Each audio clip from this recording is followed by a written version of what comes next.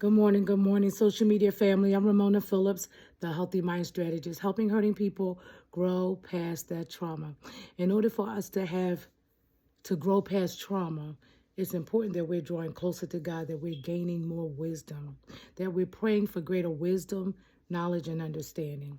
So let me read something to you very quickly, okay?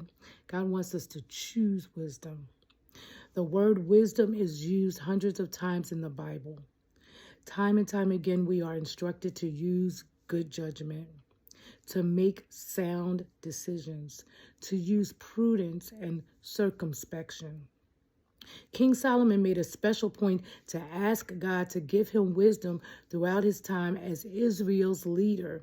Because of this, God honored and blessed him.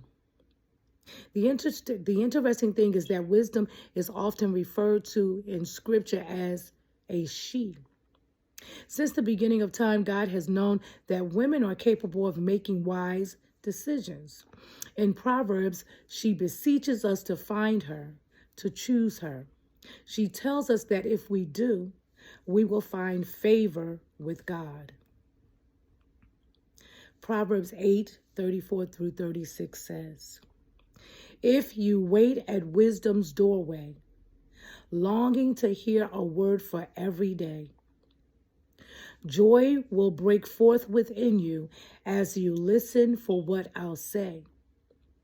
For the fountain of life pours into you every time that you find me. And this is the secret of growing in the delight and the favor of the Lord." Isn't that beautiful? So are we choosing wisdom? Are we seeking her out? Spend some time at her doorway today. True happiness is found there. And the Lord will honor your decision. I like that. And true happiness is found there. Are we making wise decisions? Are we praying for greater wisdom, knowledge, and understanding? Are we thinking about the situations and circumstances and the things that or God calls us to do or tells us to do, right? Or the instructions that he gives us. And we're actually asking for wisdom in this particular situation, circumstance, that particular relationship. God, give me wisdom. Father, I'm not sure quite what to do, so God, give me wisdom in this situation. Because God is not going to always send an angel. God is not going to always speak in an audible voice. But he says use wisdom. If you don't hear his voice, his still small voice, and sometimes you might even maybe get an audible voice. But we know God's word. We stand on his word, right? And wisdom, there's much wisdom in his word. And we can also read the book of Proverbs.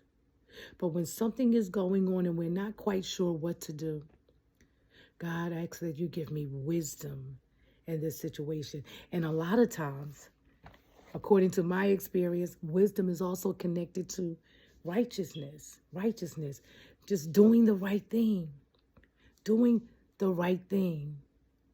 Knowing what's right and choosing to do the right thing in that situation, even when we don't feel like it. Remember, our feelings sometimes can deceive us. Our feelings is our emotions, and a lot of times it's based on something that's going on in our outer environment, and we have some thoughts, and then there's those feelings, right, or those emotions will come up. So it's important that we examine our emotions, right? Our emotions might say, I don't want to do what's right. But then wisdom kicks in and says, but you know, what does God say? What did God say we're supposed to do? We're supposed to love. We're supposed to forgive. We're supposed to let go and let God. We're supposed to cast our cares on him, reminding ourselves that he cares for us. We're supposed to do what we know is right, even when we feel like doing what's wrong. And God will honor that. God will honor our wisdom, right? Anyway, I'm Ramona Phillips, the Healthy Mind Strategist. Have an awesome day. If you're watching this video via YouTube, thank you.